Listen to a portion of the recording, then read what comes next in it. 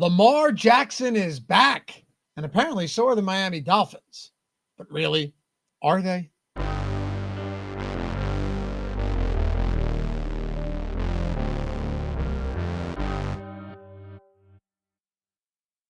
Baltimore Ravens on the road in Miami facing the Dolphins to kick off week 9. I'm Dave Loughran. Appreciate you guys hanging out as always. And if you don't mind, take a single second, hit that thumbs up, subscribe to the channel. It's free to do. And comment down below your favorite spots for tonight's game. Is it going to be, you gonna take the bait on Miami? I don't know. I thought about it earlier in the week. I don't have a play yet on this game, but I actually do have a pretty good idea of what I want to do. And we're going to do something a little bit different towards the end of this video. Typically, I always give you these super boosts and everything, which of course I will have those posted over to Tails today. As always, I post stuff throughout the day as we get more developments, as I find more bets that I like. But I have a very fun ladder play for you later on in this video, so be sure to stay tuned for that. Let's get into the game, though. It's the Baltimore Ravens on the road, 7.5-point favorites against the Dolphins. And, you know, this is actually a strange game for two different reasons. Like, you know, think of it this way. If I were to hit you up last week on this same video and go, hey, Ravens and Dolphins and Lamar Jackson's back, you'd be all over everything for Baltimore because we wouldn't have seen Miami go in and blow the doors off the Atlanta Falcons. But at the same time, like, how much of that is kind of the paper tiger effect on both sides? Miami didn't have Penix Jr., and while Kirk Cousins, you know, I went into it thinking maybe he's not the biggest downgrade. He is. The Dolphins' run defense shut down Bijan and Tyler Algier on the few attempts he had, but let's be honest. They had like 13 total carries. Bijan had 9 carries. They were playing from behind throughout the entire duration of that game, and Drake London was sidelined. I mean, sure, Darnell Mooney's a viable deep threat, but he's not a guy that you can reliably move the ball downfield with, and Kyle Pitts is Kyle Pitts. So Miami went into that game with the intent of taking this team out by, you know, taking the knees out. And how do you do that? You take Bijan Robinson out of the game. They did it effectively. The offense looked good as well. You know, they used a 6-man on the offensive line to protect Tua because remember, he can't see over the line. That's why Jalen Waddle can't get involved. So you have all of that, and you have Miami at home as well, but which, you know, they've historically played better under Mike McDaniel at home. But I also look at this other game, other side, and I say you get the Baltimore Ravens. For what it's worth, I don't love either side on the standard 7.5, but there is a play that I want to make here, and you guys can tell me what you think of it. I think you're going to like this because it's going to allow you to make some kind of have some autonomy and make some adjustments on your own. You have Miami looking better last week, literally 1 week, okay? And then you have Lamar Jackson returning from an injury. Now, let's not forget, this guy did practice in full on Friday. Hell, they got investigated for it and then ended up not playing. They got an easy 14-point win over the Bears at home. Lamar's back. They came off a bye last week, and the defense is finally healthy outside of Nnamdi Madubuike. Everyone else is healthy. So, yeah, they got steamrolled by Houston earlier, I believe. What was that, week 5 or 6? 5, right? And then, you know, the Rams held them to 3 points. It was overall just not a good couple of weeks, but the defense was in shambles. So this team is definitely better now than they were before.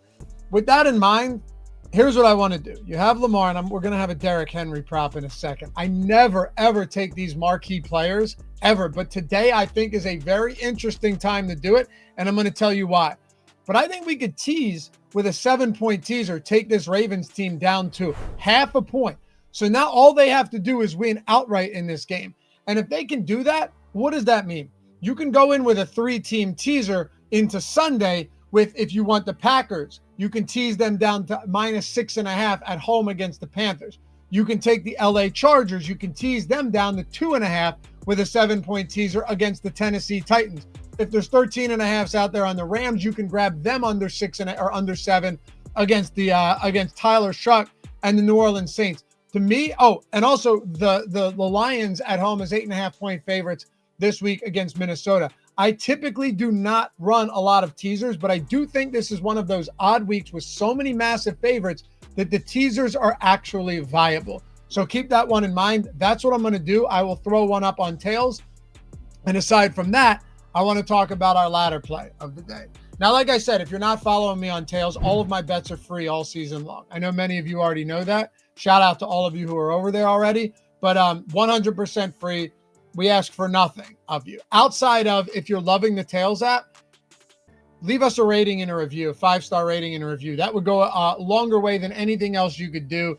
Help us boost that app if you're loving it. And hopefully I've made you some money along the way this season, because we've had some pretty decent weeks. But link is in the description. Follow me, create a free account, turn on notifications for all of the bets today, tomorrow, into Sunday. You know where to find me. I want to, guys, you know I never do these. Whenever we run ladder plays, and you've been following me for long enough, you know we're going with like Jalen Knoll and Woody Marks, who, by the way, hit that 40-yard receiving ladder in the first quarter. Jordan Addison, we hit the 100-yard ladder 2 weeks ago at 10-1. Those are kind of obscure spots that people typically don't want to get to. I think the Derrick Henry ladder today is more viable than it's ever been, and here's why. Miami's coming off. We're going to ladder him up to 150. But please do me this one favor, guys. Do me this one huge favor. If you are going to make these ladder plays, bet them as you would a typical bet. So let's say Derrick Henry is over 89.5 yards today. He is, right, on DraftKings. You can get the 150 at plus 700. I do it at Bet365 because it's the one spot that they're still going to allow me to do that with at least, relatively decent limits. Link down there to get 200 in bonus bets on a $5 bet on Bet365 if you haven't done so yet. But if, say, you were going to bet 1.1 units to win a unit, spread that 1.1 unit out across all of this. So if you're climbing the rungs of the ladder, let's say we go the 90 plus, 100 plus, 120, and then you want to go all the way up to 150. Fine. You could do 0.5 units on 90 yards, right? And then you could do however you want to do it. You could do 0.3, then 0.15, then 0.5. Am I doing that right? 0.5, 0.1. Yeah, that right. But you see what I'm saying, right? That would get you to 1. But if you're doing 1.1, which is what I typically do, just divvy it up with smaller bet increments all the way to the top. So even if we lose this and Derrick Henry finishes with 50 rushing yards, it would be the same thing as us just losing a regular bet. Don't overextend yourself. Here's why I think it's interesting, though. Miami had one good game against Bijan. Aside from that, they've been destroyed on the ground. They knew that Kirk Cousins, without Drake London specifically, was not a viable threat, with the ball in his hands.